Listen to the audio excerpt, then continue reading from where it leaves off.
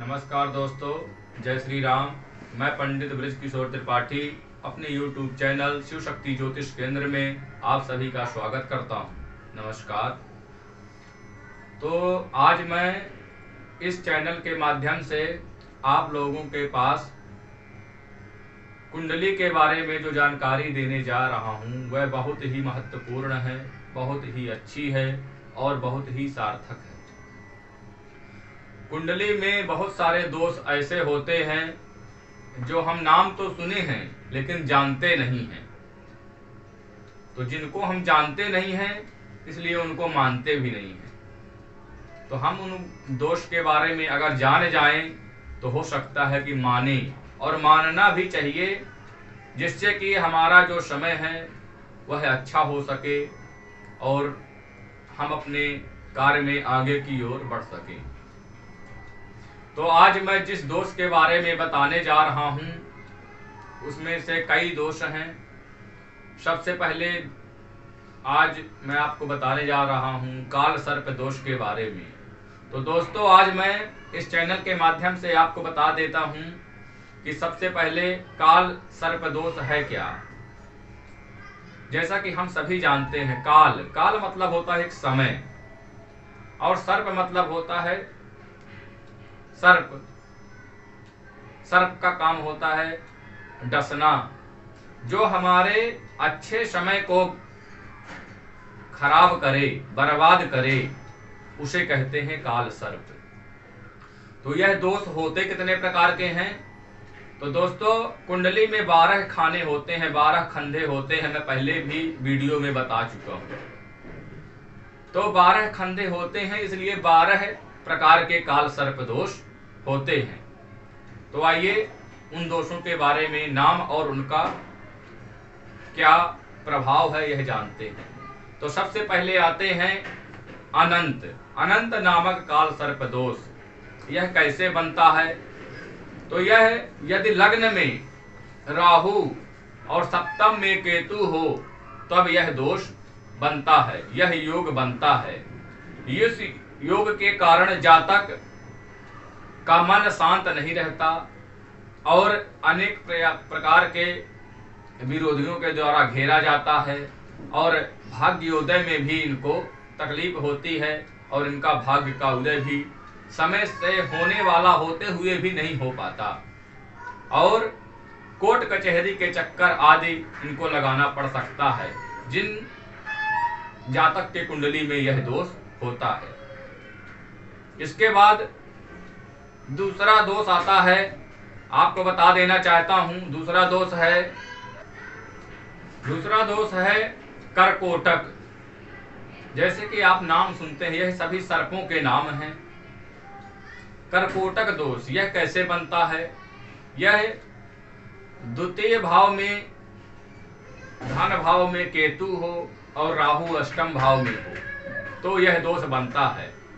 इस दोष के कारण जातक को अपने कार्य में असफलता मिलती है, नौकरी में बाधाएं आती हैं, नौकरी मिलना न मिलना या मिल जाना उसके बाद छूट जाना, अनेक प्रकार के सामना इस योग के जातक को करना पड़ता है। तीसरा दोष आता है, तीसरा दोष है कुंडली में वासुकी नामक काल सर्प दोष, काल सर्प योग भी कहते हैं और दोष भी कहते हैं। तो यह कैसे बनता है? तो तृतीय भाव में राहु हो और नवम भाव में केतु हो तो यह दोष बनता है। लेकिन आपको यह भी बतला दूं कि खाली इनके द्वारा ही योग नहीं बनता कि राहु और केतु यहाँ पे बैठे हैं तो यह दोष बन जाता है। ऐसा नहीं है, ऐसा बिल्कुल भी नहीं सोचना हमको। अगर उनके साथ में सभी ग्रह उनके अंदर बैठे हैं, जैसे राहु और केतु जहां पर भी बैठे हैं उसके एक साइड में सभी ग्रह हों तो यह पूर्ण रूप से काल सर्प दोष बनता है। अगर आधे ग्रह बाहर हैं, आधे अंदर हैं तो ऐसा दोष लगता नहीं है। तो वासुकी नामक काल सर्प दोष कैसे बनता है? तृतीय स्थान में राहु हो और नवम भाव पर केतु हो, इसके मध्य सारे ग्रह आ जाने के कारण यह दोष बनता है। इस योग के द्वारा भाई बहन को कष्ट प्राप्त होता है या उनके द्वारा हमको कष्ट प्राप्त होता है और हमारा भाग्य पूर्ण रूप से साथ नहीं दे पाता, पराक्रम मजबूत नहीं हो पाता है और हम मेहनत करने से थोड़ा सा वंचित हो जाते हैं, कर नहीं पाते हैं और नौकरी में भी अनेक प्रकार के कष्ट उठाने पड़ते हैं। यह हो गया वासुकी नामक काल सर्प दोष। चौथा दोष होता है शंखपाल नामक काल सर्प योग। यह योग कैसे बनता है? चौथे स्थान पर राहु होना और 10वें स्थान पर केतु होना, यह दोष जो है तो शंखपाल नामक काल सर्प दोष कहलाता है। इस योग के कारण अगर यह दोष जिस व्यक्ति के कुंडली में लगा होता है तो उसको माता पिता का सुख एवं अनेक प्रकार की परेशानियों का सामना करना पड़ सकता है या करना पड़ता है। उसके बाद आता है 5वां नंबर काल सर्प दोष। तो 5वां नंबर आता है पद्म नामक काल सर्प दोष, काल सर्प योग। अगर पंचम भाव में राहु हो और एकादश भाव में केतु हो तो यह योग बनता है। इस योग को हम पद्म नामक काल सर्प दोष कहते हैं। और जिसकी कुंडली में यह योग बना होता है वह व्यक्ति संतान के सुख से वंचित होता है और उनके शत्रु भी बहुत ज्यादा मात्रा में होते हैं। 6वां नंबर का दोष, 6ठे नंबर का दोष जो आता है उसे हम महापद्म नामक काल सर्प दोष कहते हैं। और इस योग में कैसे बनता है? 6ठे स्थान पर राहु हो और 12वें स्थान पर केतु हो तो यह योग बनता है। इस योग के द्वारा जातक को पत्नी का कष्ट, पत्नी से कष्ट, आय में कमी और अनेक प्रकार का अपमान का भी सामना करना पड़ता है और उसके द्वारा दुखों को भोगना पड़ता है। यह होता है महापद्म नामक काल सर्प दोष। 7वें नंबर में आता है, तो 7वें नंबर का जो काल सर्प दोष है उसे हम तक्षक नामक काल सर्प दोष कहते हैं। तक्षक का नाम तो शायद सभी लोगों ने सुना होगा। तक्षक नामक जो काल था उसी के द्वारा, उसी के कारण भागवत की रचना हुई थी, भागवत सुनाया गया था, है ना। तो सब लोग तक्षक नामक काल सर्प दोष को जानते हैं जो कि राजा परीक्षित को डसा था। तो यह दोष कैसे बनता है? तो यह अगर राहु सप्तम में हो और केतु लग्न में हो तो यह दोष बनता है। इसे तक्षक नामक काल सर्प दोष कहते हैं। और ऐसे जातक को पैतृक संपत्ति नष्ट हो जाती है, जो पिता का धन होता है उसका सुख नहीं भोग पाता और वह नष्ट हो जाता है और उसे संयोगवश बार बार जेल की यात्रा करना पड़ सकता है या करना पड़ती है। ऐसा यह इस योग का फल है। दूसरा 8वां नंबर का आता है। 8वें नंबर में कुलिक नामक काल सर्प दोष। यह दोष ऐसा होता है कि अष्टम में राहु हो और धन भाव में केतु हो तो यह योग बनता है। इस योग के द्वारा जातक का भाग्योदय तो बिल्कुल भी नहीं हो पाता और नौकरी में तो अनेक प्रकार की संभावनाएं रहती हैं कि उसको नौकरी में सफलता नहीं मिलेगी, नौकरी कम रहेगी, व्यापार बिल्कुल नहीं चलेगा। ऐसा इस योग का फल होता है। 9वें नंबर में आता है शंखपाल नामक काल सर्प दोष। शंखपाल नामक जो काल सर्प दोष होता है वह एक ऐसा दोष है जिसके द्वारा मनुष्य को सभी प्रकार के सुखों का उपभोग नहीं कर पाता, वह व्यक्ति सुखों से वंचित हो जाता है।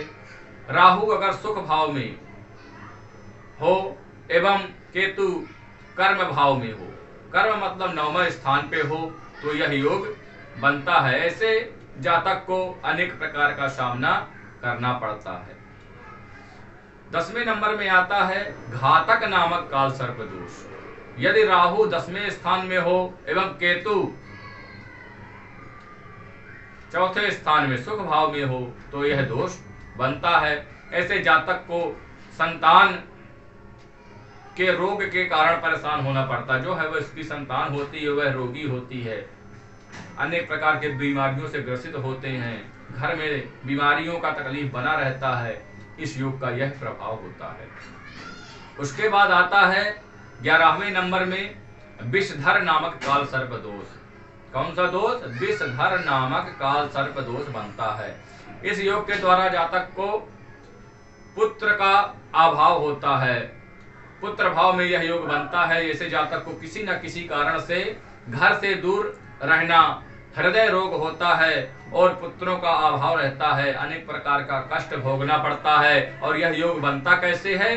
तो राहु लाभ भाव में हो, लाभ मतलब होता है 11 भाव में राहु हो और पंचम भाव में केतु हो तो यह योग बनता है। उसके बाद आता है 12 नंबर का, 12वें नंबर का शेष 12 नंबर में आता है शेष नाग नामक काल सर्प दोष।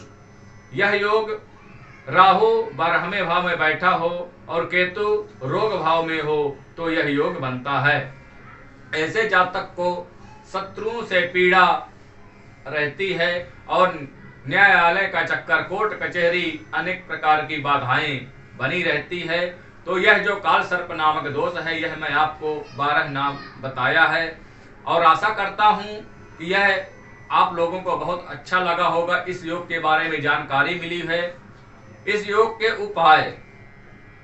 उपाय क्या होते हैं? तो उपाय सबसे पहले तो हमको यह जानना पड़ेगा, किसी ब्राह्मण को कुंडली अपनी जन्म पत्रिका दिखा करके यह जान लें कि यह कौन सा योग हमारे कुंडली में बना हुआ है, कौन सा काल सर्प दोष बनता है। उसके द्वारा उस ग्रह के अनुसार उसका जाप कराना चाहिए और पूजन करा करके ब्राह्मण के द्वारा रुद्राभिषेक, शिव जी की आराधना करनी चाहिए। और भी बहुत सारे उपाय हैं जो कि हम ब्राह्मण के द्वारा जान सकते हैं। तो दोस्तों इस वीडियो को मैं यहीं समाप्त करता हूं और आशा करता हूं कि आपको यह वीडियो बहुत अच्छा लगा होगा। तो इस वीडियो को पूरा लास्ट तक जरूर देखें और मेरे चैनल को सब्सक्राइब करें, बेल आइकॉन बटन दबाएं, जिससे कि आपको ऐसे नए वीडियो का नोटिफिकेशन सबसे पहले मिल सके और आप यह जानकारी पा सकें। जय श्री राम, नमस्कार।